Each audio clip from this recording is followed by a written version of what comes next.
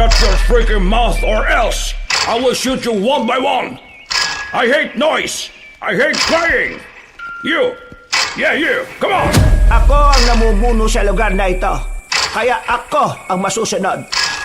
Kapag sinabi kong mananatili kayo rito, mananatili kayo. Hindi niyo pwedeng suwayin ang utos ko. Naintindihan niyo ba? Ang buhay ng mga kasama niya ay nakadepende lang din sa kanya. Tama sinabi ng anak ko. Kaya kailangan lang natin paslangin ay ang matandang yan.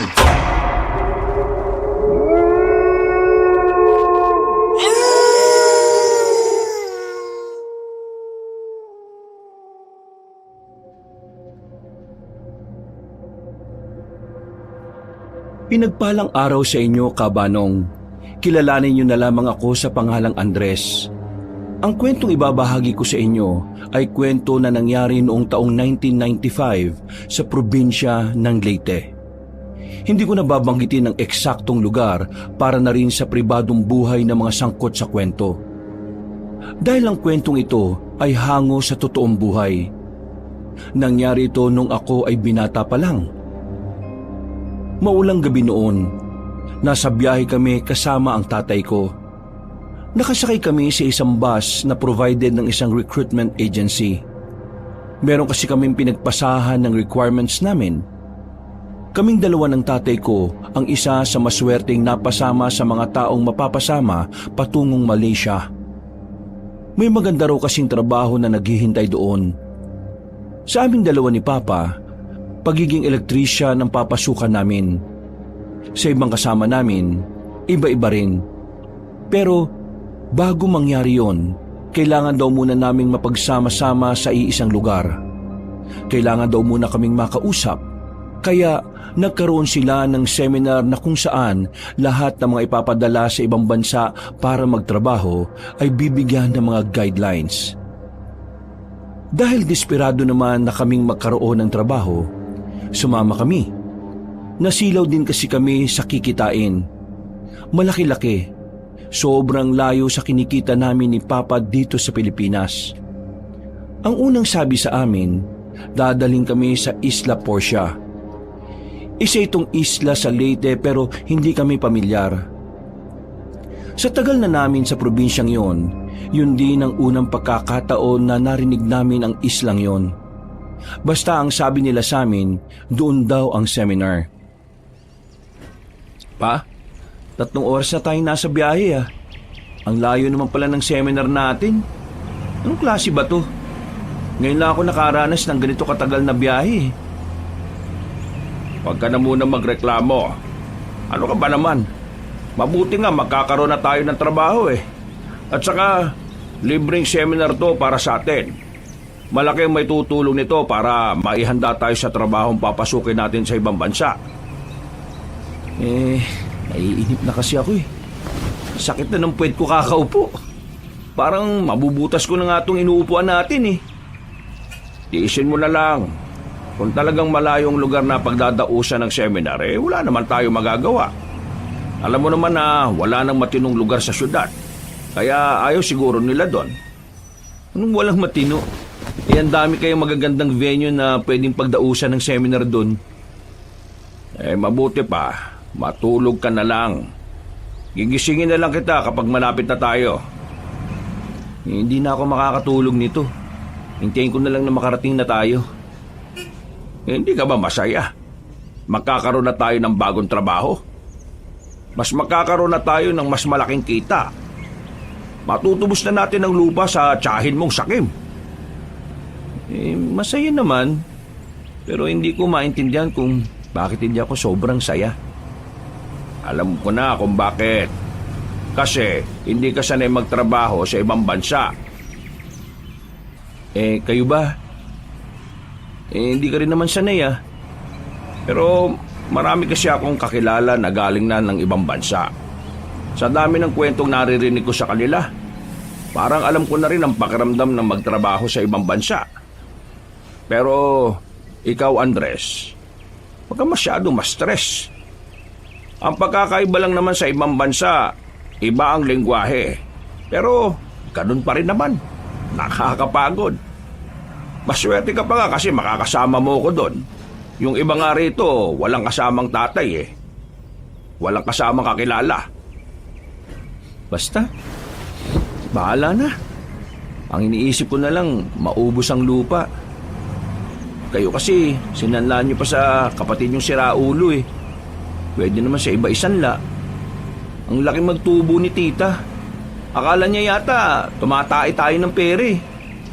Oo na, pagkakamali ko na yon. Eh kung alam ko lang na ganun siya, edi sana kay paring Nomer ko na lang sinanla. Pero, eto na nga oh. Itatama ko na yung pagkakamaling nagawa ko. Mababawi rin natin sa tiyahin mo ang lupa natin. Magtiwala ka lang sa akin. May tiwala naman ako sa inyo. Hindi naman nawalan. Eh, yan ang gusto ko sa'yo.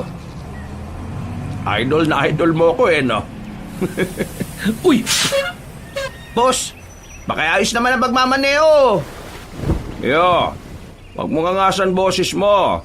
Baka mamaya eh, iwan ka sa labas. Tingnan mo ang dinaraanan natin, oh, liblib na. Eh Manong, kanina pa kasi ganyan magmaneo yan eh. Parang mga walang sakay na buhay. Pare, kalma. Mahirap na kung mapag-initan ka ng driver at konduktor. Naging maayos naman ang pagmamaneho na ng driver. Inisip na lang namin na baka pagod na rin yon, kaya medyo nawawala na rin sa wisyo. Pero pinabagalan na lang namin sa kanya ang pagpapatakbo ng bus.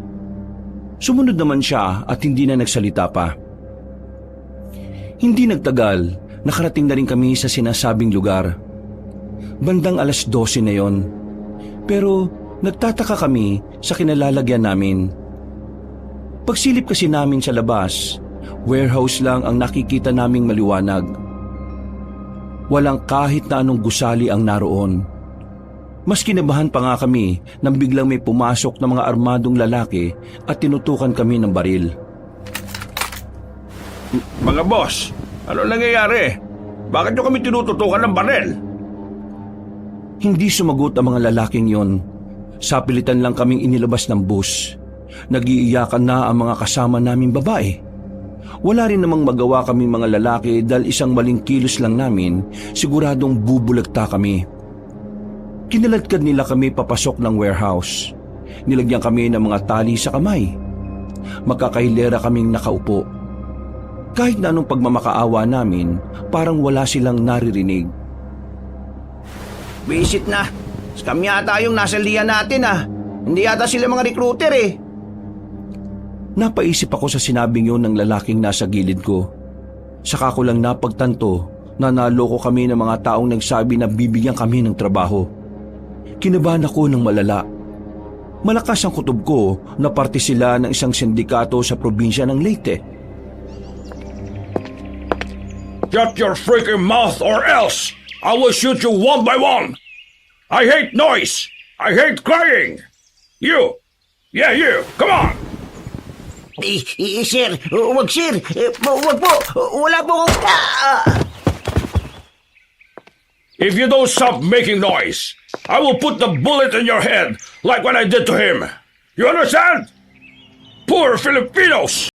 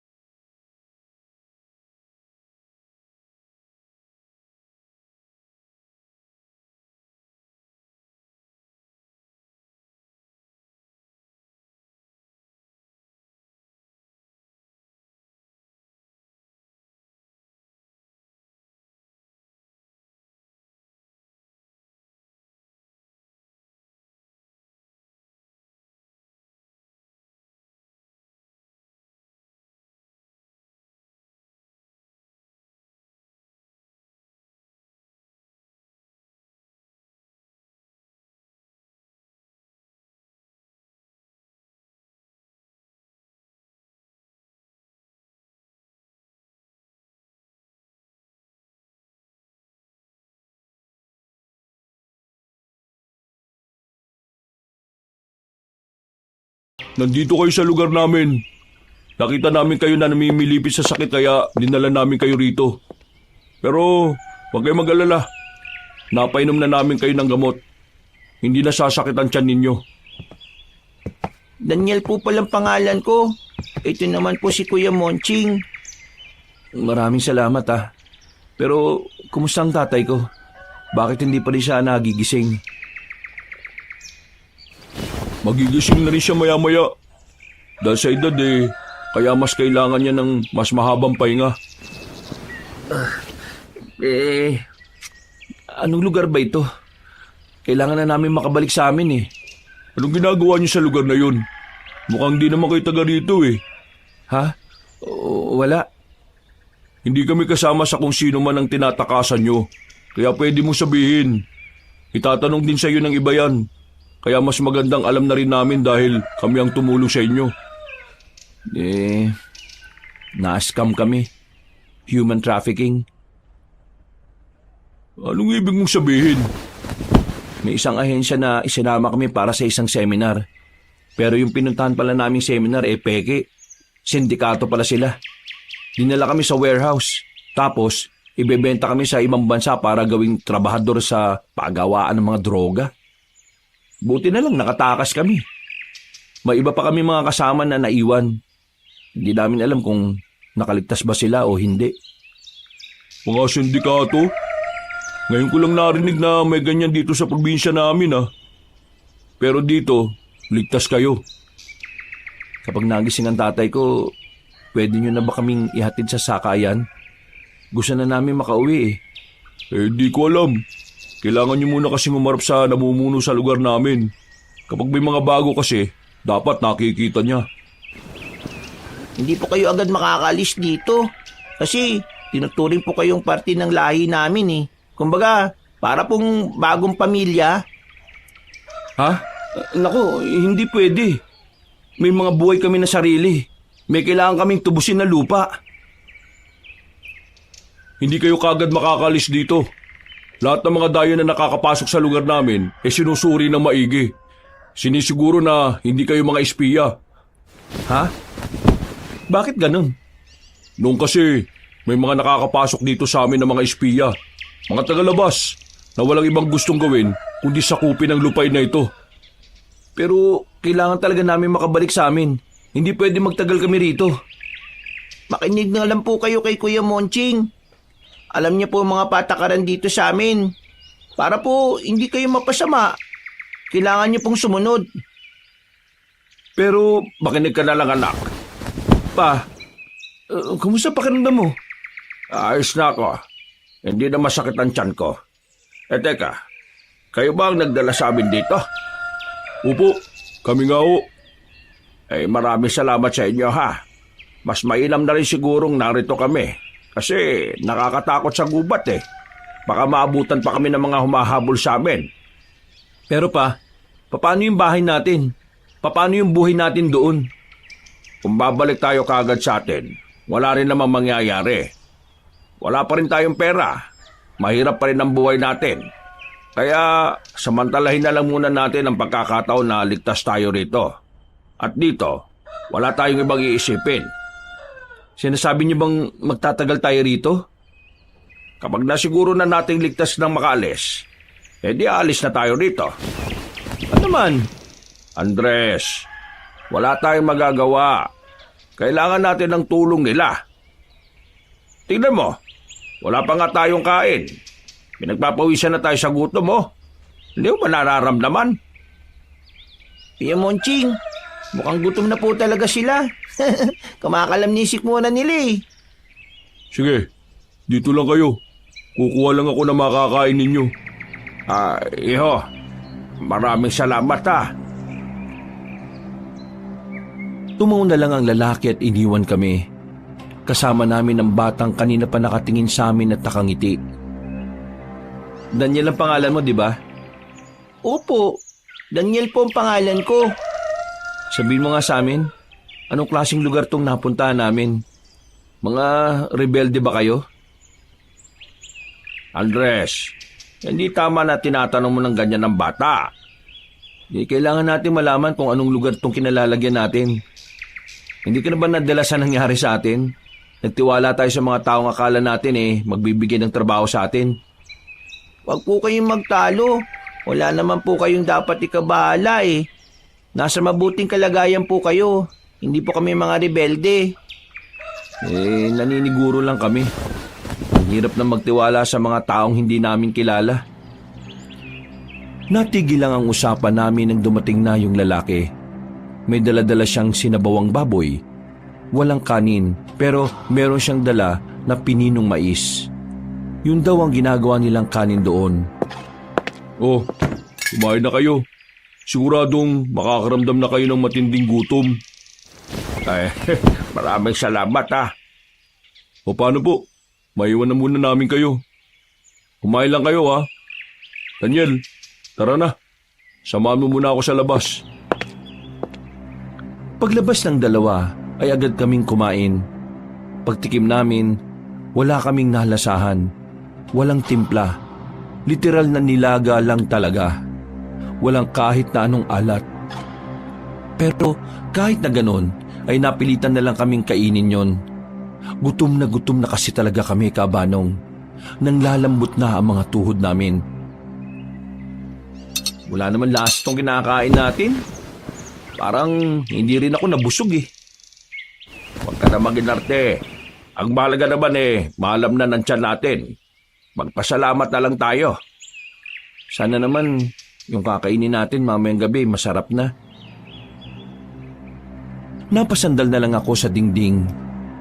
Kahit na hindi naman ako naging masaya sa kinain ko, lihim ako nagpapasalamat dahil kahit na papaano, naitawid namin ang gutom namin. Makalipas ang ilang oras, hindi pa rin nakakabalik ang magkapatid.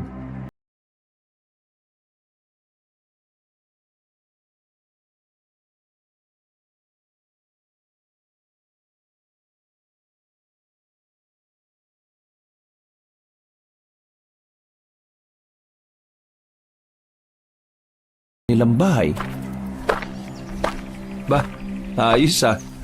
Mabubuhay ka na talaga kapag sa ganitong bahay ka nanirahan. Pero ayoko pa rin tumagal dito. Mas gusto ko pang humanap ng trabaho kaysa mabagot dito. Pero hindi na rin masama na dito kami napunta no? Ang mahalaga, nakatakas kami sa mga humahabol sa amin. Kuya, sino kinakausap mo dyan? Napahawak ako sa dibdib ko nang marinig ang tinig na yon ng batang si Daniel. Medyo nagulat ako kaya ang lakas ng tibok ng puso ko. Patawa-tawa pa ang batang yon. Kung hindi lang nila kami tinulungan, ay baka nakutusan ko na ang batang yon. Uy! Grabe ka. Ginulat mo naman ako. Hindi kita ginugulat, kuya. Magugulatin ka lang po talaga. Oo na. Pero mukhang payapa rito sa lugar nyo no? Ang daming tanim. Tapos, sariwa pa ang hangin. Ngayon lang po yan. Ha? Anong ngayon lang? Ngayon lang po may sariwang hangin. Sa mga susunod na linggo po mawawala na rin ang sariwang hangin kasi po babaho na po rito. Anong sinasabi mo? Ikaw bata ka ha? Napakalikot ng utak mo. Magbabago po ang lahat ng... Daniel, masok ka na sa loob. Nanggugulo ka na naman Daldal ng kapatid mo no? Oo, ganyan talaga siya kapag may ibang tao. Teka, bakit nasa labas ka nung kailangan mo? Ha? Wala naman. Hindi naman siguro bawal lumabas, no? Ang ibig ko sabihin, ayos na ba ang pakiramdam mo? Oo. Ayos naman na. Hindi na nasakit yung tiyan ko. At medyo nabalik na rin yung lakas ko. Si Papa naman, nagpapahinga ulit. Alam mo naman na matatanda, mas gustong natutulog palagi. Tama lang naman na magpahinga siya. Dahil mamayang gabi, ihaharap ko na kayo kay Inang Sabel. Ano? Sino? Inang Sabel? Oo, si Inang Sabel. Siya ang namumuno sa lugar namin. Siya ang tinitingala at iginagalang dito. Bakit parang bigla naman akong kinabahan? May ginawa ka ba masama? Ha? Wala naman akong ginagawa masama, no? Bakit? Wala naman pala eh. Kaya wala ka rin dapat ikabahala. Sa bagay. Ang mabuti pa, pumasok ka na rin muna sa loob at magpahinga ka na rin. Oo, sige. Maraming salamat ulit, ha? Medyo inantok din naman ako ng mga sandaling yon, Kabanong.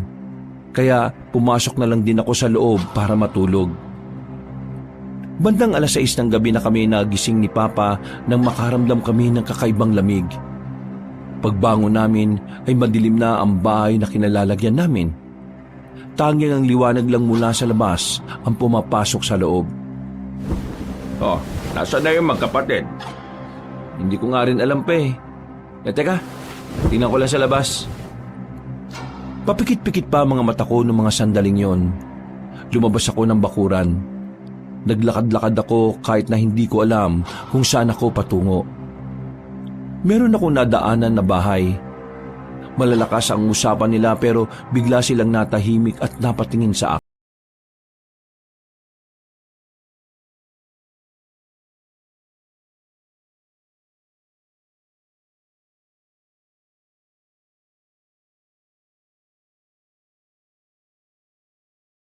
O na makakita sila ng tao. Sa kakatingin ko sa kanila, nakabanggaan ko na pala si Monching. Oh, bakit ka lumabas ng bahay? Pambira. Sakit ha. Tigas naman ang dibdib mo. Kasi nagising kaming walang ilaw sa bahay niyo eh. Wala rin naman si Daniel kaya eto, hinahanap ko kayo. Pasaway talaga yung batang yun. Halika, bumalik na tayo. Isasama ko na kayo mag-ama kay Inang Sabel. Binilikan kami ni Papa. Pinahiram kami ni Monching ng mas maayos na damit. Habang naglalakad kami papunta sa kinaroroonan ng bahay na matandang si Sabel, hindi pa rin maalis ang tingin ng mga tao sa amin. Monching, bakit ganyan sila makatingin? Galit ba sila kasi may dayo? Huwag mo silang pansinin. Maglakad lang kayo. Sige. Sabi mo eh. Ilang sandali lang ay nakarating na rin kami sa bahay na bato. Mas malaki ang bahay na yon at nakapintura na rin. Sa gilid ng bahay, may isa pang bahay na walang ilaw. Hindi ko alam kung para saan ang bahay na yon. Pero meron kaming naririnig na kung anong hayop na umaangil doon. Sa isip-isip namin ni Papa, baka doon nakakulong ang mga aso o baka naman ibang hayop na hindi pwedeng makalapit sa tao. Magandang gabi, Inang Sabel. Narito po ako para ipakilala sa inyo yung bagong residente ng San Rafael, si Mang Agno at si Andres. Nakita ko po silang walang malay sa gubat kaya dinala ko na sila rito. Magandang gabi po sa inyo. Kayo ang pinakabagong residente ng aming lugar. Kaya marapat lang na sumunod kayo sa mga patakaran na meron kami dito. Bukas ay ipapadala ko sa inyo ang mga patakaran na nakasulat. Mas madali niyong matatandaan kung mababasa niyo ito. At bilang pagtanggap na rin, ipapairam ko na muna sa inyo ang isang bakanting bahay sa bandang dulo ng baryo ng San Rafael. Maraming salamat po, Inang Sabel. Pero hindi naman po kasi habang buhay narito kami. Baka po bukas makalawa umuwi na rin po kami sa amin. Sinasabi mo bang hindi kayo titira dito? Opo, parang gano'n na nga po. Hindi na kayo maaaring umalis dito dahil isa na kayo sa amin. At ang mga kagaya natin ay marapat lang na nagsasama-sama sa iisang lugar. Hindi magiging ligtas ang buhay ninyo sa paningin ng mga taong nasa labas ng baryong ito. At para protektahan kayo, kailangan nyong manatili rito. Maililigtas kayo ng proteksyon na kaya kong ibigay. Ay, sandali lang ho. Mawalang galang na ho Pero kasi, meron po kami mga dapat asikasuin sa amin. Napatpad lang po talaga kami rito kasi tinulungan kami ng magkapatid. Baka naman kung pwede, aalis na po kami bukas. O hindi naman po sa Makalawa. Ano ba ang hindi nyo maintindihan sa sinabi ko? Kung hindi kayo titira dito, magiging delikado ang buhay ninyo. Oo. Naintindihan po namin na nag-aalala kayo sa kapakanan po namin. Pero malayo na po kasi sa amin yung mahabol sa amin eh. Doon po sa tirahan namin, parang syudad na rin. Yung mga nahabol po sa amin eh, liblib din po yun. Ako ang namumuno sa lugar na ito, kaya ako ang masusunod. Kapag sinabi kong mananatili kayo rito, mananatili kayo. Hindi nyo pwedeng suwayin ang utos ko. Naintindihan nyo ba? Pero Andres, hayaan mo na. Sige na, Monching. Ituro mo na sa kanila kung nasaan ang bahay na tutuluyan nila. Masusunod po, Inang Isabel. Wala na akong nagawa ng mga sandaling yung kabanong.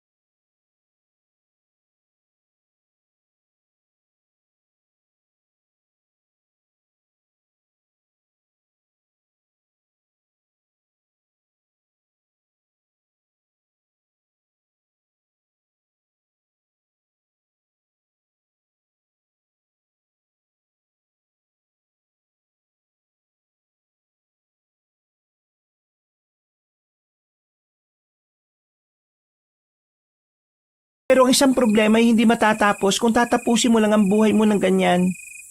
Kahit tumulong ka dyan at mamatay, kung saan ka man mapapadpad kapag namatay ka, dala-dala mo pa rin ang problema mo. Huwag mo nga akong pakialaman. Wala kang alam sa mga pinagdaraanan ko. Umalis ka na. Pabayaan mo na ako dito. Hindi mo may babalik ang lupa kung tatalon ka dyan. Para mo na rin sinabi na mahina ka kasi sumuko ka rin. Ha? Teka, paano mo nalaman ng tungkol sa lupa? Kasi sabi mo lang kanina. Kanina? Eh di ba kanina wala ka naman dyan? Paano ka napunta dyan? Alam mo, normal ang mga problema. Walang nilalang sa mundo na nabubuhay na walang problema. Kumbaga, kaakibat ng pamumuhay natin ang mga problema.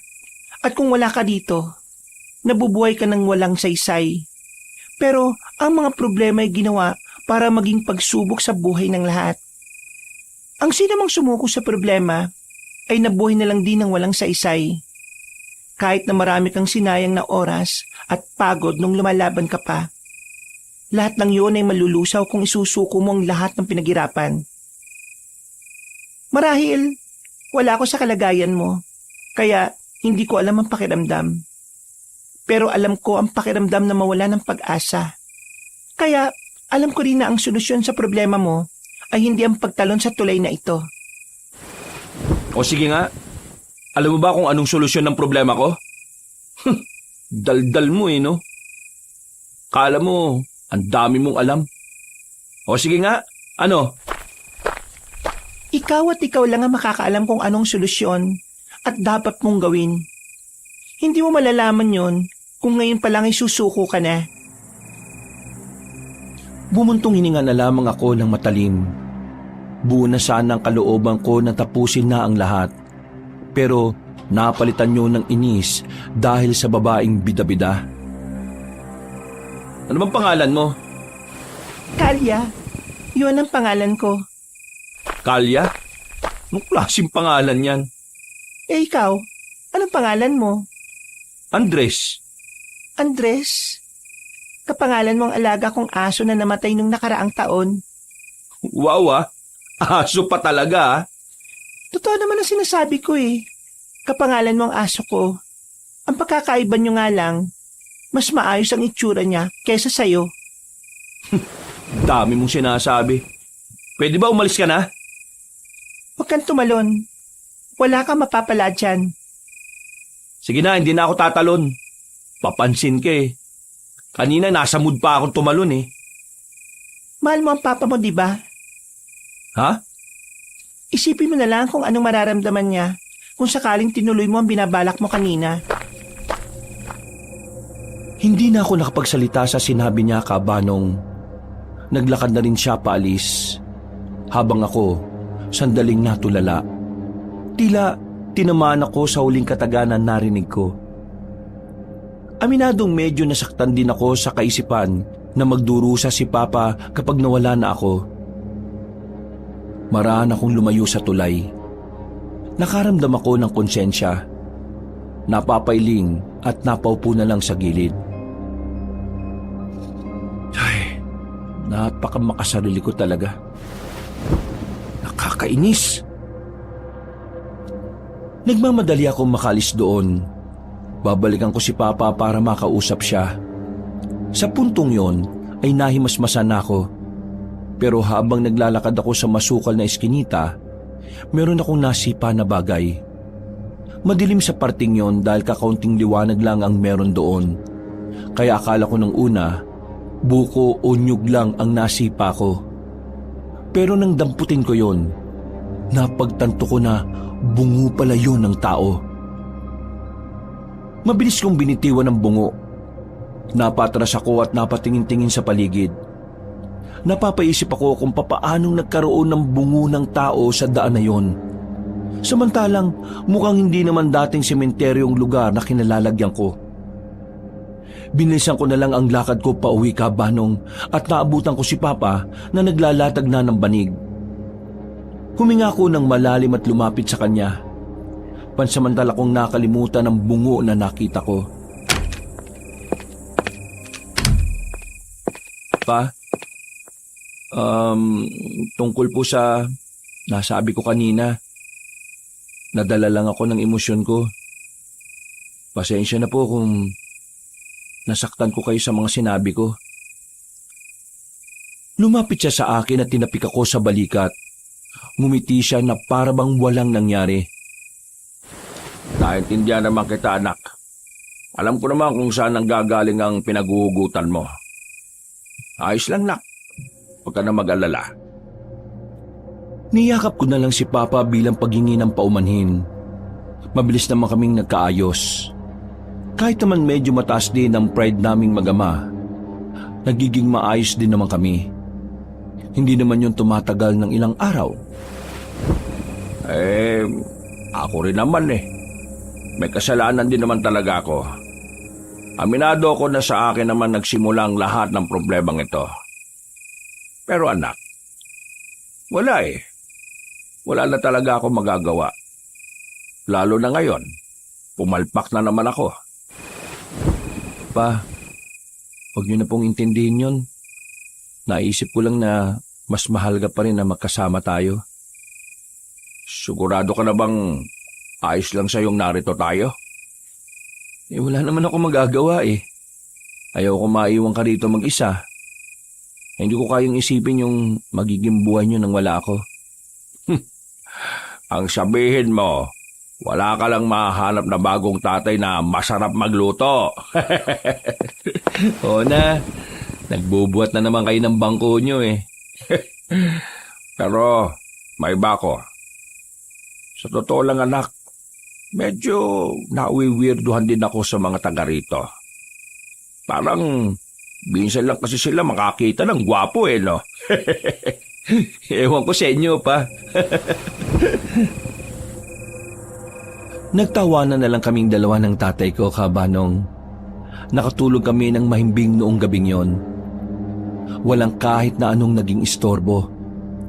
Kinabukasan, binalikan kami ni Monching para ipahiram ang kalan na yari lang sa sementong pabilog.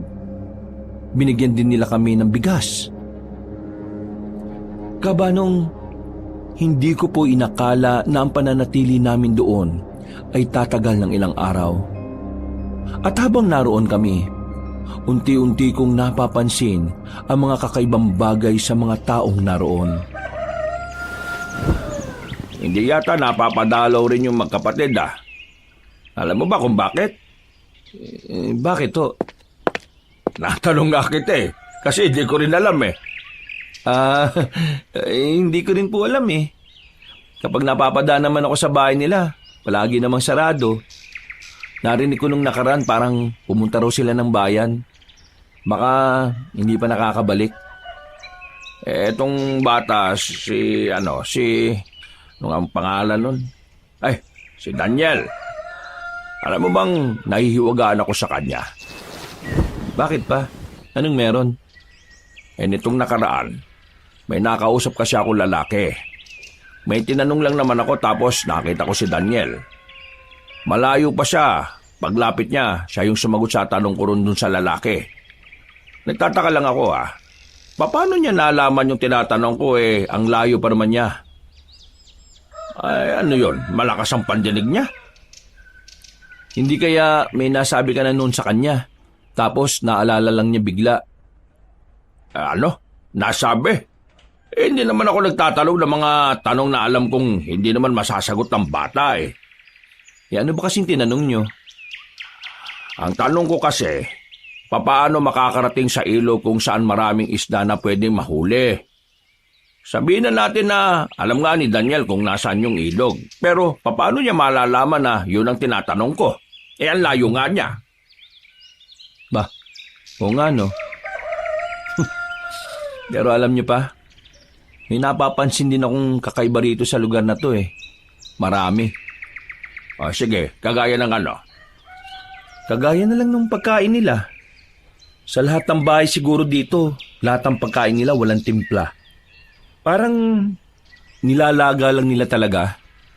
Mabuti nga nagkaroon tayo ng sariling bahay at sariling pagkain eh.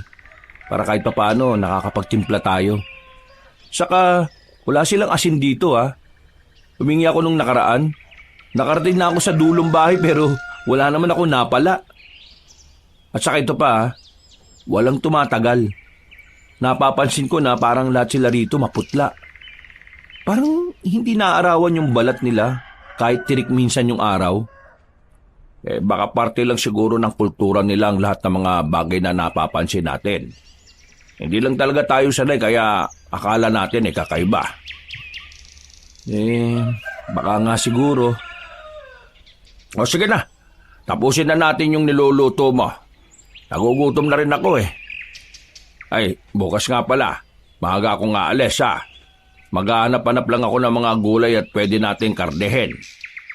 Makakita lang ako ng dagang bukid at palaka ayos na. Mas maganda kung makakahanap ka rin ng kuneho pa. Kahit na basta pwedeng makain. Dahil nilalamon na rin ako ng kurisidad ng mga sandaling yon, pumasok na ako sa kagubatan para siguruhin kung ano ang nakikita ko. Nang makita ko na ng malapitan, doon ko na napagtanto na mga taong yon ay may mga bitbit na sandata. At base sa mga kilos at tingin nila, meron silang binabalak na masama sa lugar kung saan kami nakatira. Kaya hindi na ako nagdalawang isip pa. Nagmamadali akong bumalik sa lugar. Nagtungo agad ako sa bahay ni Aling Sabel. Inang Sabel! Inang Sabel! Buksan niyo po ang pinto! May masasamang tao na magtatangka ng masama! Inang Sabel! Ano ba kailangan mo at bakit gabing-gabi na nang bubulabog ka pa? Teka, ikaw yung babae nung nakaraan sa tulay Tinatanong kita, ano ba kailangan mo? May nakita kong grupo ng mga tao sa gubat. Papunta sila rito. May mga dala-dala silang sandata. At sa pagkakarinig ko aatake sila rito sa atin. Mga kalaban! Tumakbo ang babaeng yun papunta sa harapan ng bahay nila. Kinalampag niya ang hindi naman kalakihang kampana na naroon. Dahil doon, nagising ang buong baryo.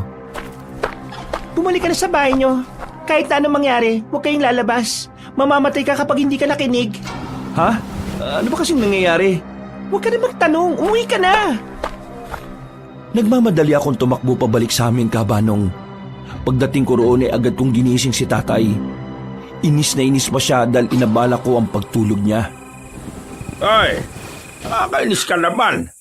Bakit ba? Ano ba problema at ginising mo ba ako? May mga dayo. Lulusob sila dito sa atin. Ha? Sino tayo? Bakit naman sila lulusob? Hindi ko nga rin alam pa. Basta, sabi ni Kalia, wag daw po tayong lalabas ng bahay kahit anong mangyari. Pambihira naman. Sa ngayong oras pa talaga sila gumanyan. Basta, dito lang tayo. Kahit anong mangyari, walang lalabas ng bahay. Nanahimik kami ni Papa sa bahay na kinalalagyan namin. Nakikiramdam lang kami sa paligid. Maya-maya pa, narinig na rin namin ang mga residente. Naghahanda na sila sa pagdating ng mga dayo. Hindi ako nakatiis. Sumilip ako sa labas. Nakita ko ang ilang residente na papunta sa gubat.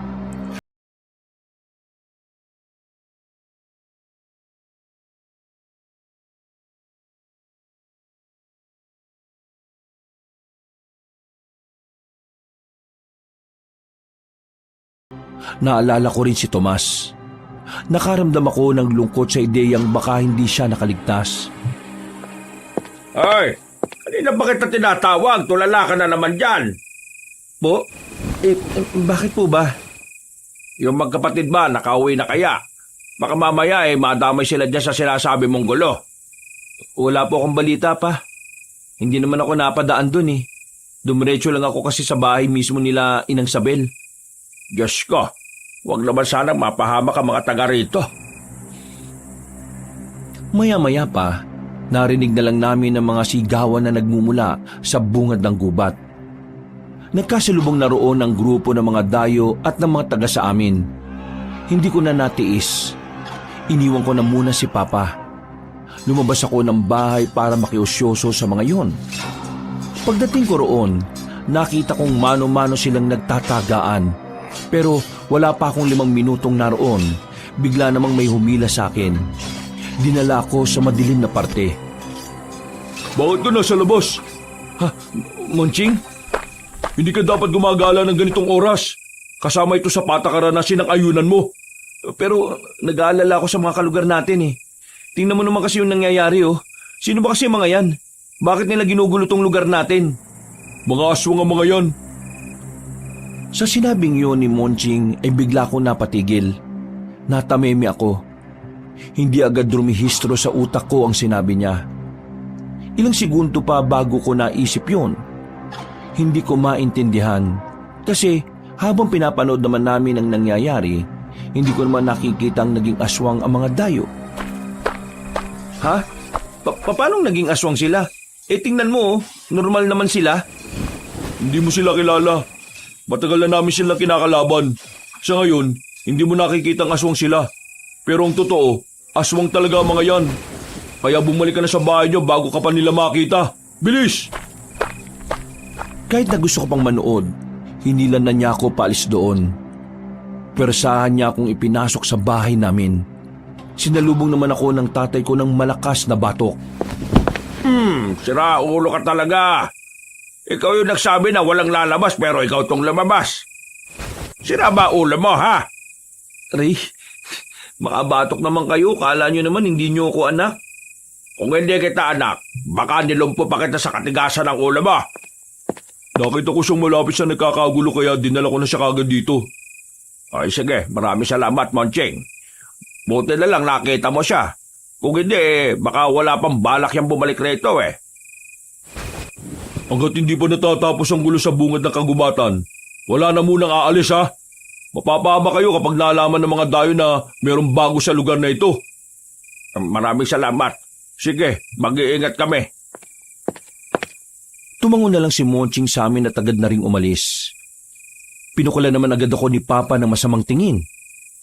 Ay, wag mo nang uulitin yun, Andres, ha? Alam mo naman na tayong dalawa lang ang magkasama. E paano kung namatay ka kanina? E di ako na lang mag-isa rito. Pasensya na po pa. Siguro masyado lang talaga akong curious sa mga bagay-bagay kaya ganun. Hindi ko na po ulitin. Abay, dapat lang na wag mo nang ulitin. Kasi nakikitira lang tayo rito. Tinanggap nila tayo rito. Kaya wag na tayo magdulot ng problema. Pero kung hindi ako lumabas kanina, baka nakalapit na yung mga yan dito. Hindi sila nabigyan ng warning. Eh, malaki na itulog mo ngayong gabi pero tama na yon. Huminga na lang ako ng malalim kabanong. Makalipas ang halos isang oras, narinig na namin na nag-atrasa na ang mga kalaban. Binalikan kami ni Monching at sinabihang bumalik na kami sa pagtulog. Pero hindi na ako dinadalaw ng antok noon. Hindi pa rin kasi mawala sa isipan ko ang sinabi ni Monching. Mga aswang. Yun ang sinabi niyang kalaban nila. Pero hindi ko maintindihan kung bakit hindi ko magawang kumbinsihin ang sarili ko na aswang ang mga dayo. Kasi kung mga aswang sila, hindi na nila kailangan ng mga sandata. Sapat na ang kabangisan nila para umatake sa mga tao. Pero sa kabilang banda, binibigyan ko rin ng pansin ang sinabi ni Monching na baka wala lang talaga akong alam sa mga kalaban nila. Na baka masyado lang akong nakakulong sa ideya na ang mga aswang na palaging bangis ang ginagamit sa pag-atake. Bandang 5:00 na madaling araw, saka pa lang ako napagod kakaisip. Dinalaw na rin ako ng antok. Dakong 8:00 naman ng umaga, ginising ako ni Papa. Pinuntan kasi ako ng ilang tauhan ni Inang Sabel. Napabangon ako agad. Kinakabahan. Buong akala ko kasi ay may parusa sa ginawa kong paglabas ng alanganing oras ng gabi. Kailangan mo sumama sa amin. Gusto kang makausap ni Inang. Ha? Teka, anong kasalanan ko? Huwag kang mag-alala. Wala ka namang kasalanan eh. Kailangan ka lang niya makausap. May parusa bang anak ko? Wala. Kaya hindi kayo dapat na kabahan. Kinakabahan pa rin ako nung sumama ako sa kanila, kaabanong. Pagdating namin sa bahay ni Inang Sabel, nakita ko si Kalia, ang babaeng nakausap ko sa tulay. Saka ko lang dinalaman si Inang Sabel pala ang lola niya. Maganda umaga po. Ano pong may paglilingkod ko sa inyo? Paano mo naman nalaman kagabi na may mga lulusob na dayo sa lugar natin? Lumabas po kasi ako ng bahay eh. Hindi kasi ako dinadalaw ng antok. Kaya naglakad-lakad na muna ako sa labas. Nakaabot po ako sa bungad ng kagubatan. Tapos, doon ko na po nakita yung mga yon. May mga dalang sandata. Narinig ko rin na aatake sila. Doon ako nakaisip na gisingin kayo. Wala ka na bang ibang napansin sa kanila? O may iba ka pang narinig na sinabi nila? Wala na po ako maalala eh. Basta ang pagkakaalam ko lang, lulusob sila. Alam mo naman na pinagbabawal kong lumabas ng gabi ang mga taga rito. Ang pwede lang na nasa labas ay ang mga opisyales ko. Opo, alam ko naman po yun. Kaya nga po humihingi ako ng paumanhin eh. Hindi ko rin po kasi talaga maintindihan ang sarili ko kagabi. Hindi ako mapakali. Pakiramdam ko may hindi tama eh. Parang naramdaman ko siguro na may mangyayari talagang hindi maganda. Pero dahil sa pagbibigay abiso mo sa amin, marami kang nailigtas na buhay. Naagapan ng kanilang paglapit dito. Kaya naman, nagpapasalamat ako sa iyo. Hindi po ako mapaparusahan? Ay bakit? Gusto mo ba? Hindi po. Ayaw ko po. Sa ginawa mo, napatunayan ko na talagang mahalaga na para sa inyo ang mga residente rito. Kaya naman, mamayang gabi, magpapadala ko ng mga bagong supply ng karne at gulay sa inyo. Dadagdagan ko rin ang bigas ninyo. Para yan sa ginawa mong kabayanihan. Naku, maraming salamat po talaga. Pero sigurado kang wala ka nang narinig na ibang bagay sa sinabi ng mga dayo? Wala na po eh. Tumakbo na po kasi kagad ako. Kung ganun eh, sige, makakaalis ka na. Paulit-ulit akong yumuko noon bilang pagbibigay galang. Hinatid na rin ako ni Monching palabas. Napabuntong hininga na lang ako. Akala ko kasi ay isasalang ako sa matinding parusa. Ay nako, buti naman at na-appreciate nila yung ginawa ko. Kala ko talaga bulilyaso na ako eh. Pero sa susunod, kapag nakarinig ka ng mga ganong klaseng pangyayari, huwag ka naglalabas ha. Mas mainam ang kaligtasan kung alam mo naman na hindi mo kayang labanan ng mga kagaya nila. Pero aswang ba talaga mga yon? Hindi ko na inuulit ang mga sinasabi ko. Mabuti pa, bumalik ka na sa inyo. Nagmamadali na akong umuwi. Hindi ko na naabutan si Papa. Sasabihin ko sanang hindi na niya kailangan pang mangaso dahil magkakaroon na kami ng maraming supply. Umupo na lang ako sa gilid. Wala akong magawa kaya nagsibak-sibak na lang ako. Pagdating ng hapon, nakauwi na si Papa. Masaya siya sa balitang sinabi ko sa kanya. Kaya inutusan na niya akong manghingi na muna ng mga pangrikado na ihahalo namin sa sinigang na manok. Pinuntahan ko ang bahay nila. Ngunit wala roon si Monching. Si Daniel lang ang inabutan ko. Papasok na sana ako sa bakuran nila pero napansin ko ang dalawang lalaki na may dalang pinturang itim. Ginuguhitan nila lahat ng pintuan ng bahay. Paikesam guhit. Hindi ko alam kung anong ibig sabihin noon kaya nilapitan ko si Daniel. Uy, Daniel, anong ginagawa nila? Bakit nila nilalagyan ng mga pintuan ng ganon? Pati inyo meron na rin, oh. Lalagyan din po ang sa inyo. Bakit nga? Para saan? Malapit na kasi ang pagbabalik loob, Kuya Andres. Ano? Pagbabalik loob? Saan? Sinasadya po ng lahat na itago ang tunay na kulay. Pero binabalik din po sa tamang panahon para protektahan ang lahi. Magbabalik loob na po sa dugo. At ang mga ekis na nakikita natin ay mga simbolo po yan ng paghahanda. Sa pamamagitan po niyan, papasok ang basbas ng kapangyarihan ng Panginoon. Nagsalubong ang kilay ko noon ng mga sandaling yon. Nanibago kasi ako kay Daniel. Para kasing hindi siya bata kung magsalita. Masyadong malalim, matalinghaga at hindi ko na maintindihan. Ha? Teka. Ano bang sinasabi mo? Hindi ko maintindihan. Pwede bang babawan mo? Biro lang po. Wala po akong alam. Huy, Pinagtitripan mo ba ako? Seryoso ako nagtatanong sa'yo eh. Dapat po, hindi po kayo kagad naniniwala sa kung sino lang. Lalo na po sa mga batang kagaya ko. Abay, loko talaga tong batang to ah. Mabuti pa. Pitasan mo na lang ako dyan ng pangrikado sa sinigang na manok. Napapailing na lang ako noon. Pero ang totoo, alam kong hindi lang yun basta biro. Alam kong may gustong iparating si Daniel sa akin. Nararamdaman ko yun base sa mga tingin niya. May pumipigil lang talaga sa kanya. Nakabalik na ako sa bahay na magulo ang isipan. Dumagdag pa si Daniel sa mga tumatakbo sa utak ko. Bandang hapon, lumabas na naman ako ng bahay. Maaga pa naman kaya pwede pa naman akong gumala-gala. Sa paglalakad ko, nakita ko roon yung matandang babae na nagbigay sa amin ng biko sa daan. Ang matandang babae na naging dahilan kung bakit nanakit ang tiyan namin ni Papa at kung bakit napunta sa lugar na yon. Napansin niya rin ako, kaya nang subukan ko siyang lapitan, bigla na lang siyang naglakad ng mabilis. Kakasunod ko sa kanya, napalayo na ako sa amin. Wala nang tao sa dinaraanan naming daan. Tinawag ko siya. Umarap siya sa akin ng may nakakalokong ngiti. Iba ang pakiramdam ko sa ngiting yun. Para bang meron siyang itinatago o binabalak na hindi maganda.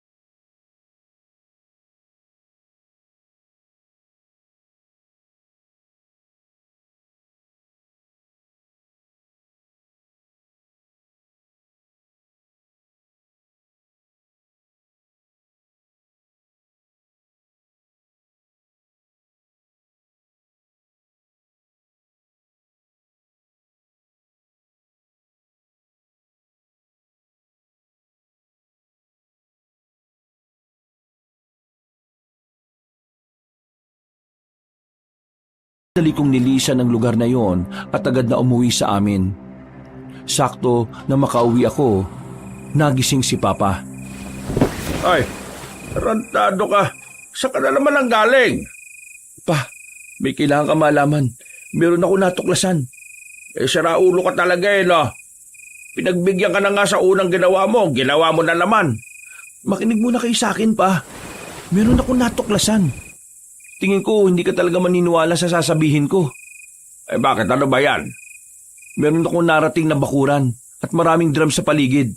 Tapos, yung laman ng drum, puro mga patay na tao.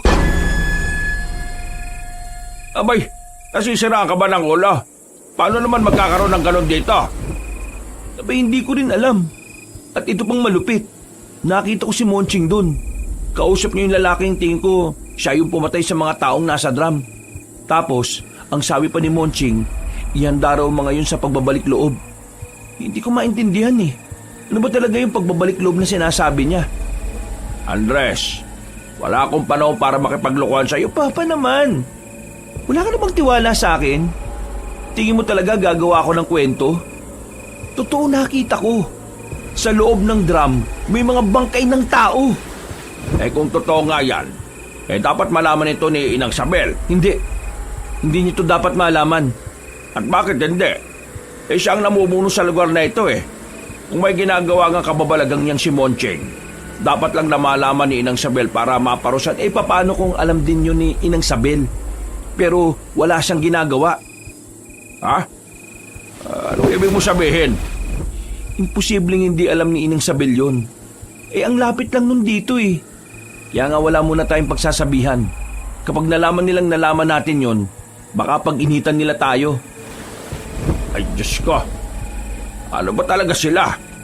Anong klaseng mga tao ba sila kung gagawa sila ng ganon? Yun nga aalamin ko, Pa. Dahil sa mga nangyayari, nagkaroon na tayo ng dahilan para hindi magtiwala sa kanila ng buo. Anong iniisip mo? Pa, makinig kayo sa akin. Kapag napatunayan ko na may ginagawa sila masama, hindi na tayo dapat nandito. Kailangang umalis na tayo.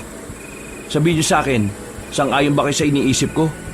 Oo, sang-ayon na ako. Pero nababahala ako Paano kung malaman nilang may alam tayo? Hindi nila malalaman. Kailangan lang natin mag-ingat. Huwag tayo magpapalata. Kumilos tayo ng gaya pa rin ng dati. Sumang-ayon naman si Papa sa lahat ng sinabi ko, Kabanong. Napagtanto niya rin kasi na buhay din namin ang nakataya roon. Laking pasalamat ko na rin dahil hindi na humaba ang pagkontra niya. Malaking bagay sa akin na alam kong kasama ko siya sa laban na yon. Kinabukasan, tinanghali na naman ako ng gising. Maingay sa labas. Hindi ko alam kung bakit. Pagdungaw ko sa labas, nakita ko ang mga tauhan ni Inang Sabel. May bitbit silang lalaki. Kinakaladkad. Nakatali ang magkabilang kamay at nakatakip ng telang itim ang ulo. Pa, anong nangyari dun? Sino yung lalaking yun? Isa sa mga nanggulo nung gabi. Natagpuan daw nila sa kagubatan. Anong gagawin nila dun? Malamang paparusahan nila. Hindi ko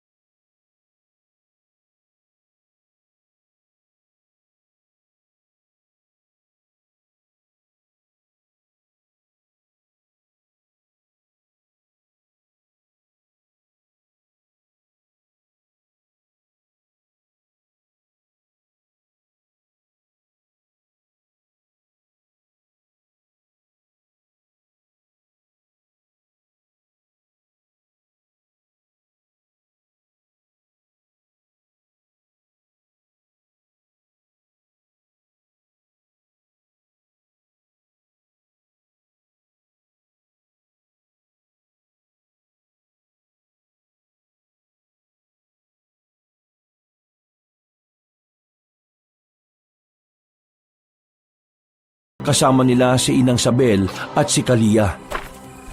Inang Sabel, wag niyo kaming parusahan. Hindi kami aswang. Agno, bakit ko naman kayo parurusahan? Wala naman kayong ginagawang masama. Sa katunayan dapat pa kaming maging masaya. Ha?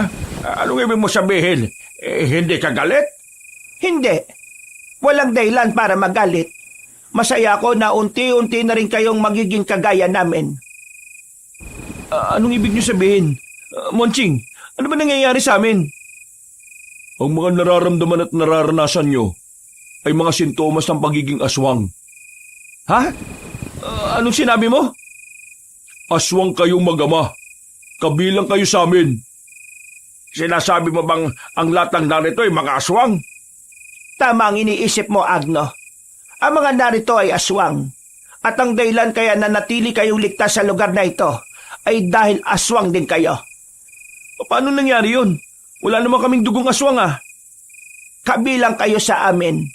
At dahil kayo ay kadugunan namin, mananatili kayo rito habang buhay. Kikilalanin yung pamilya at lahi ang mga taga rito. Hindi namin gagawin yan. Meron kaming sariling buhay na malayo sa ganitong sistema. Hayaan nyo na kami. Hayaan? Sa tingin mo ba kapag bumalik kayo sa inyo magiging normal pa ang lahat? Hindi na. Isa na kayong aswang. Palagi kayong matatakam sa karne ng hayop. Palagi kayong matatakam sa laman ng tao. Kaya kung babalik kayo roon, mas malalagay lang ang buhay nyo sa panganib. Maraming papatay sa inyo. Sa oras na malaman ng mga tao na aswang kayo, ay tutugisin nila kayo. Niloko nyo kami. Lalo ka na, Monching. Sabi mo yung mga dayo yung aswang. Kayong lahat pala ang aswang. Masyado kasi kayong bulag. Kaya huli mo na nahalata lahat ng mga palatandaan na nasa baryo kayo ng mga nilalang na hindi normal. Ngayon, kailangan nyo lang tanggapin ang kapalaran ninyo. Magiging kaisa na namin kayo. Kung gusto niyo pang tumagal sa mundong ito, kailangan niyong umiwas sa mga tao. Sila ang magdadala ng panganib sa buhay ninyo. Itong lugar na ito ang natatanging tahanan para sa inyo. Kaya dito kayo manirahan hanggang sa kahuli-hulihan ng buhay ninyo. Hindi ako papayag. Wala ka nang magagawa, Andres. Ito na ang kapalaran ninyo. Manching, dali na sila sa kusina. Bigyan sila ng pagkain bago pa mamatay sa gutom ang mga yan.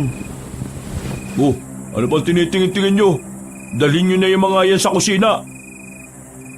Para kaming mani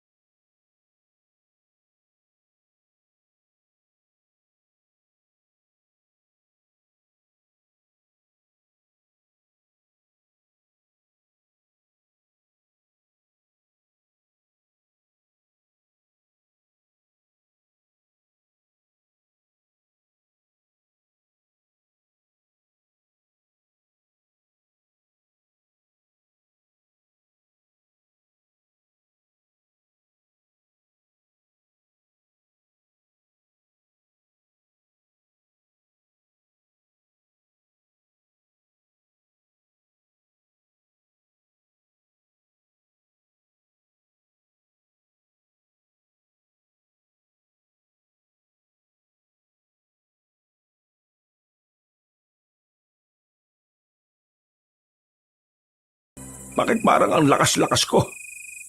Pa, kinain natin ng buhay yung manok at pato. Ano? Kinain natin ang buhay?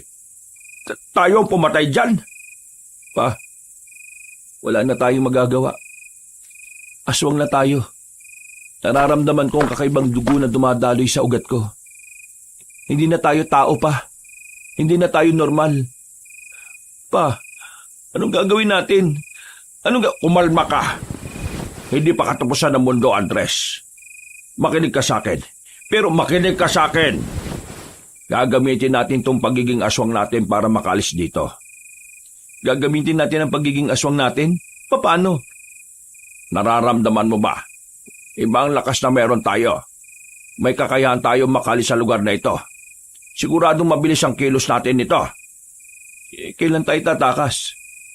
Kapag abala na ang lahat. Sa gabi ng pagbabalik loob nila. Pero saan tayo pupunta? Makakabalik ba tayo sa dati? Walang kasiguraduhan. Pero sa ngayon, isipin na muna natin kung paano tayo makakalis sa impyernong ito. Gusto niyo pong umalis dito? Napalingon kami ni Papa sa pintuan nang marinig ang tinig ng batang si Daniel. Hindi namin itinuloy ang usapan namin. Wala na rin kasi kaming tiwala sa batang yon. Hindi gaya ng ibang aswang dito. Mahina pa po kayo. Wala pa kayong kakaya makatakas pa rito. Hindi pa kayo mabilis. Hindi pa rin kayo malakas. Lahat po ng mga bagong sibol na aswang ilang buwan pa ang kailangang hintayin bago nila taglayin yung kakaibang lakas at bilis ng isang aswang. Bakit mo to sinasabi sa amin? Dahil mamamatay po kayo kapag sinubukan yung tumakas. Kahit bago pa lang kayo bilang aswang, mas mabilis po ang hahabol sa inyo. Wala kaming pakialam. Huwag mo kami kausapin, bata. Wala kaming tiwala sa'yo. Kagaya ka rin nila. Manluloko. Aswang. Aswang na rin po kayo. Pareho lang po tayo. At kagaya naming lahat, kailangan nyo rin pong matutong manloko para makalis dito. Isa po sa natural na ugali ng mga aswang ang panluloko at panlilinlang Kaya alam ko po, matututunan nyo rin po yun sa mga susunod na araw. Manimik ka! Kung wala kang may tutulong, umalis ka na lang dahil baka patulan na kita. 5 araw mula ngayon, gaganapin na po yung pagbabalik loob. Lahat po ng aswang na kabilang sa angka na ito dadalo. Sa gubat po idadaos. Dumaan po kayo sa ilog. Kapag nalagpasan nyo yung ilog, makakalis na kayo dito. Bakit mo kami tinutulungan? Kasi, kagaya nyo rin po, biktima rin ako. Pero ang pagkakaiba lang po natin, wala na akong pag-asang makaalis. Kayo, meron pa po. Teka, anong sinasabi mo? Normal na tao lang din po ako noon. Kasama ng mama at papa ko. Namumundo kami para maganap na makakain. Pero nahuli kami ng tauhan ni Inang Sabel. Ginawa nila kaming aswang. Ako, si mama at si papa. Namuhay kami dito at nasanay na lang kami sa ganitong buhay. Pero 2 taon lang po makalipas, namatay ang mama at papa ko nang isama sila sa laban kontra sa mga manunugis. Yung manunugis, sila po yung mga kalaban nating mga aswang. Yun po ang kwento ko. Yun po ang dahilan kung bakit gusto ko po kayong makalabas dito. Kung aalis kami, sumama ka na rin sa amin. Hindi ka naman pala kagaya nila Hindi po pwede. Kahit sumama rin naman ako sa inyo, wala rin po mangyayari, mamamatay din po ako. Ha? Teka, anong sinasabi mo? Lahat po ng mga aswang dito ay magkakakonekta ng buhay. Noong bago pa lang po ako dito, meron silang ginawa na makapangyarihang ritual na kung saan ang kaluluwa mo at ang kaluluwa ni Inang Sabel ay magiging iisa. Ibig sabihin, magiging isa ang buhay ninyo. Hindi kapag namatay ka, mamamatay din si Inang Sabel? Hindi. Isa ang buhay namin, pero hindi po nakadepende ang buhay niya sa buhay ko. Ang buhay ko po nakadepende sa buhay niya. Teka. Medyo magulo pero naiintindihan ko.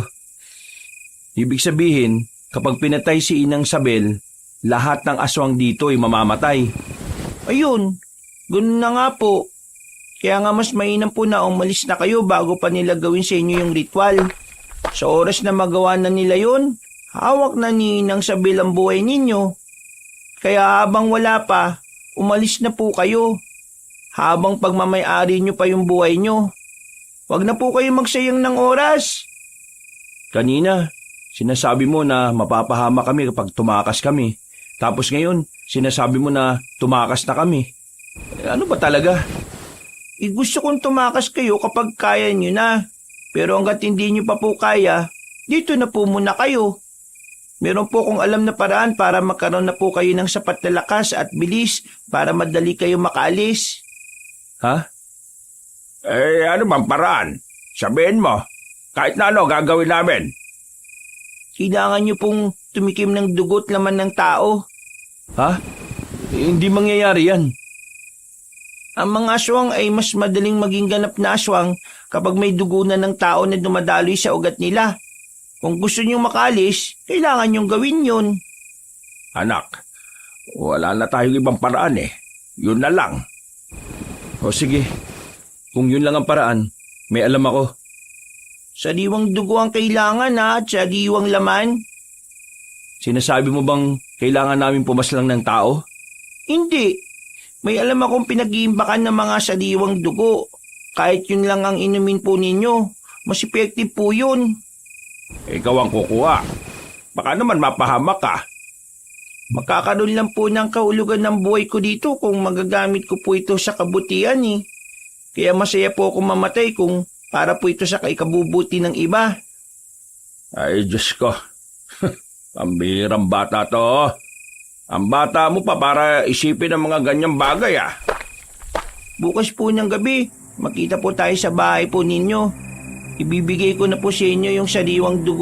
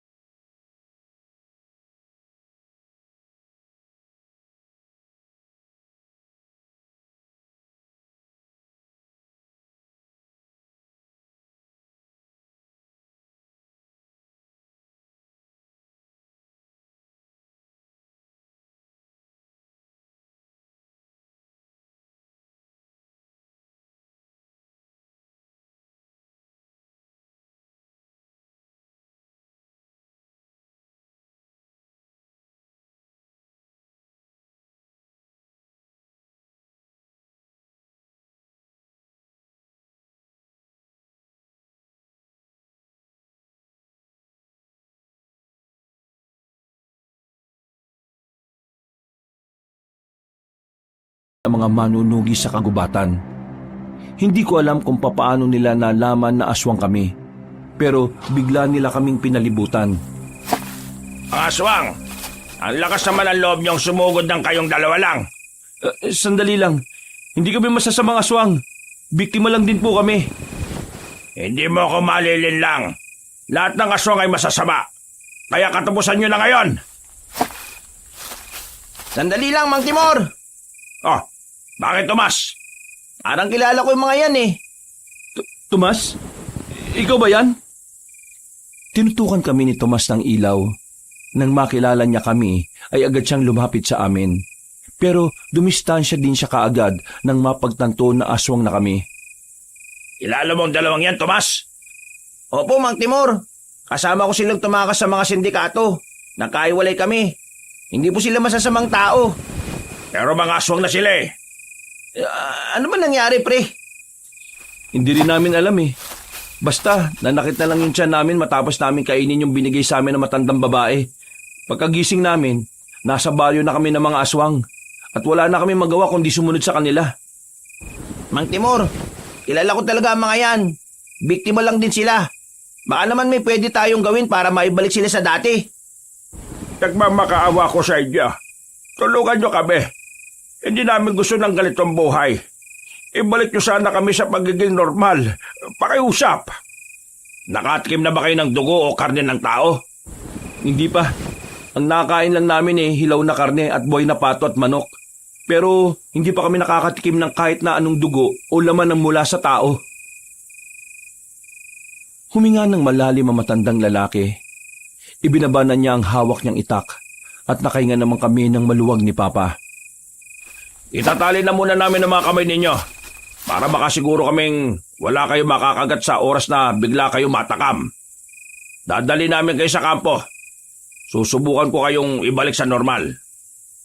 May pag-asa pa ba kaming maging normal na tao ulit? Ilang beses ko lang ginagawa ang pagkontra sa Yanggaw. Hindi ako pumalpak. Pero depende pa rin niya sa katawan ninyo. Mga kasama, talian nyo na mga kamay nila at bumalik na muna tayo sa atin. Tama lang ang desisyon nyong huwag na munang lumusob ngayon. Bakit? Sa baryo ng mga aswang, naghahanda na sila sa pagdating ninyo.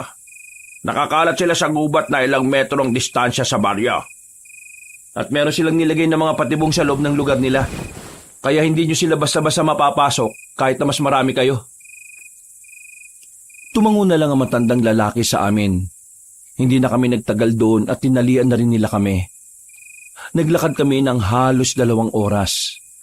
Narating namin ng isang baryo na malalakas ang ilaw sa bawat kabahayan. Solar panel kasi ang ginagamit nila roon. Mas, wala tayo magagawa. Kailangan mo muna silang igapos hanggat hindi ko pa naihahanda ang mga gamit ko. Maya-maya babalik ako. Ikaw na munang bahala sa kanila, total. Kilala mo naman ang mga yan. Sige po, ako na pong bahala sa kanila, Mang Timor. Tomas, paano ka napunta sa ganito? Buti ka pa, sa ganito ka napunta. Pero kami sa impyerno eh. Pasensya na kung naghiwalay tayo. Hindi ko rin gusto sa ganyan kayo mapunta. Nung tumakas ako, sila nagligtas sa akin. Akala pa nga nila aswang ako eh. Pero nung mapatunayan na hindi naman, tinuruan nila ako kung paano pumatay ng aswang. Isa sa mga dahilan kung bakit ako sumama sa kanila kasi nagbabakasakali akong makita ko kayo sa kagubatan. Ang mahalaga ligtas ka. At nagkita-kita tayo ulit. Tomas, mapapagaling ba talaga kami na matandang yon? Oo, matinik na albularyo si Mang Timor. Mapapagaling niya kayo. Saksi ako nitong mga nakaraan eh. Marami siyang napagaling na kagaya nyo. Mga taong nabiktima ng Yanggaw. Yung paraan ng mga aswang para gawing aswang din ang normal na tao.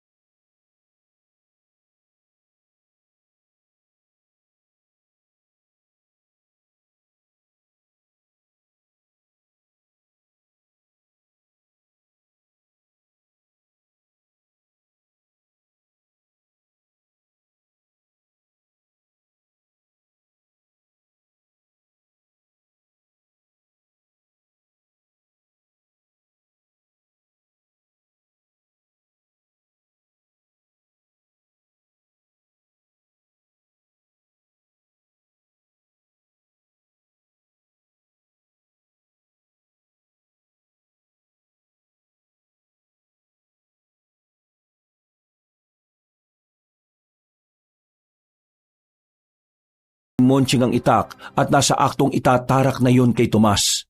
Pero hindi ko inaasahan ang nagawa ko. Bumilis ang takbo ko palapit kay Tomas para iligtas siya. Binangga ko si Monching at dahil sa ginawa ko, nabitiwan niya ang itak. Kinuha ko yon at ako ang humarap sa kanya. Hindi ko alam kung paano ko nagawa yon. Pero ikaw na muna bahala kay Papa, Tomas. Taksil! Isa kang taksil! Biglang tumakbo ulit si Monching palapit sa amin. Pero nakakuha ko ng tamang pagkakataon. Nang makita kong naging kampante siya, ay agad ko siyang tinaga sa leeg. Sirit ang dugo niya at agad na bumagsak. Napasandal siya sa bakod.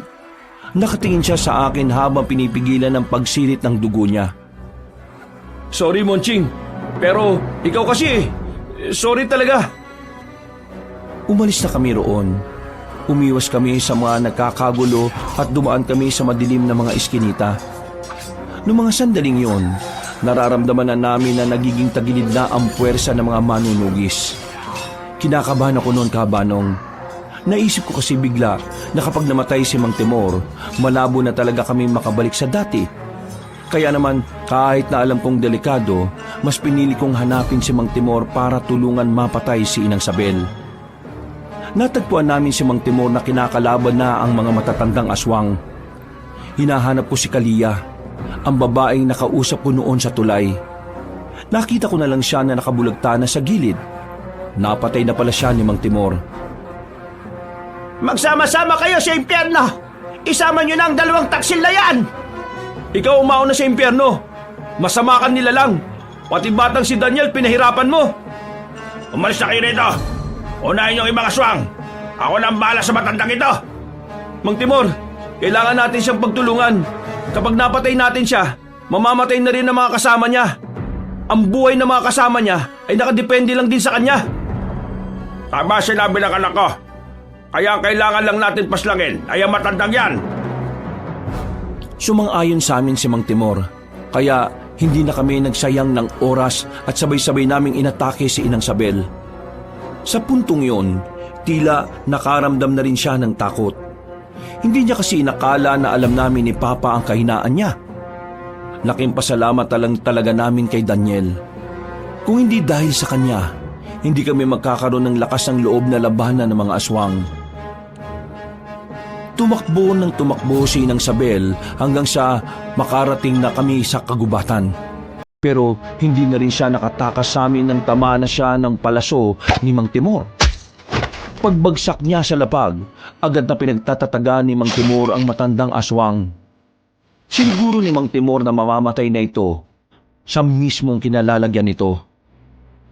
Wala pang ilang minuto, narinig na naming nang sigawan na ang mga manunugis. Isang senyales na nanalo na nga sila sa laban.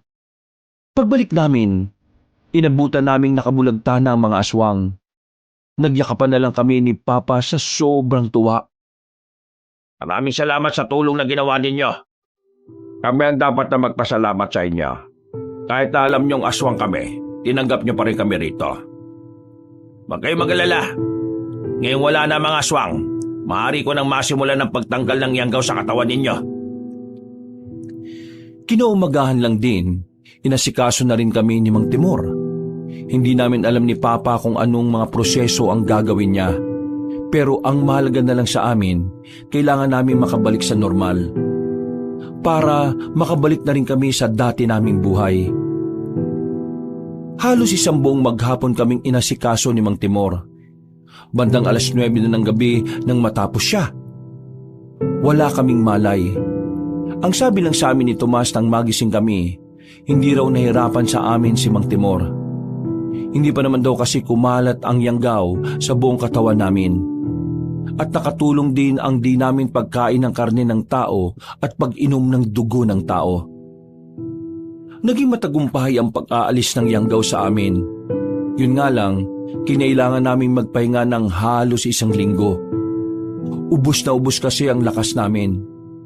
Nangayayat din kami dahil kinailangan talagang hindi kami kumain ng kahit na ano. Pinapainom lang kami ng gamot ni Mang Timor. Magaling na kayong dalawa. Normal na tao na kayo ulit. Sa susunod, kahit anong gutom nyo, wag na wag kayong tatanggap ng pagkain sa mga hindi nyo namang kilala. Lalo na kung bigla-bigla nyo nalang makakasalubong sa daan. Sige, maraming salamat ulit. Tatandaan namin ang mga paalala ninyo. Mang Timor, maraming salamat ha. Sana marami ka pang matulungan. O paano? Uwi na ba kayo nito? Ihatid na namin kayo. Tomas, kailangan mo na rin sumama sa kanila. Di ba sabi mo, may kailangan ka pang gawin para sa anak mo? Napamahal na kasi ako dito, Mang Timor eh. Pwede ka rin naman bumalik dito, kahit na anong oras. Wala namang problema yon. Unahin mo ang anak mo. Sige, basta huwag niyo akong kakalimutan dito ha. Napangiti na lang ako ng mga sandaling yun, Kabanong. Hindi ko inakala na darating ang puntong magkakasama-sama pa rin kami. Medyo may lungkot pa rin dahil naisip namin ang iba naming kasamahan na nabiktima ng mga sindikato. Wala na kasi kaming balita sa kanila. At kahit na sinabi naman namin sa pulis sa mga pangyayaring yon, wala rin namang nangyari. Mula noon, kahit na kailan, ay hindi na kami nagtiwala sa mga agency na naghahanap ng mga gustong magkatrabaho. Nagkaroon na kami ng trauma. Ayaw na naming maulit na dahil sa paghahanap ng trabaho, napadpad pa kami sa pugad ng mga aswang. Nagtrabaho na lang kami sa isang sakahan na malapit lang din naman sa tirahan namin. Namuhay na lang kami ng simple. Hindi na rin namin tinubos ang lupa na naiwan namin sa tiyahin ko. Hinayaan na lang namin yun sa kanya. Palagi kasi namin ni Papa, kailangan na namin yung iwan sa nakaraan para makausad na rin kami sa hinaharap. Kabanong, ang dami kong natutunan sa kababalaghang nangyari sa buhay namin. Mga aral na hinding-hindi ko magagawang kalimutan kahit na kailan. Mga aral na maaring dalhin sa kahit na anumang hamon ng aking buhay. Sa ngayon, simple na ang pamumuhay namin ni Papa. Mahirap pero kinakaya namin na magkasama. Ang mahalaga naman sa amin, makasama naming haharapin ang bawat hamon ng buhay. Hanggang dito na lang po, Kabanong. Maraming salamat po sa inyong lahat at pinagpalang araw muli. Mga kabangers, mga kayanggaw, naku, salamat po sa pakikinig sa ating kwento ngayong araw na ito. Pero kung nabitin kayo, ito pong good news. Meron pa po tayong isang channel ang Pamela Clamil Channel. Hanapin niyo po ito dito sa YouTube at sana po ay mag-subscribe rin kayo. At syempre, huwag niyo kalimutan pong mag-comment at mag-like. Alright? Kaya hanggang sa susunod na kwento, wakas!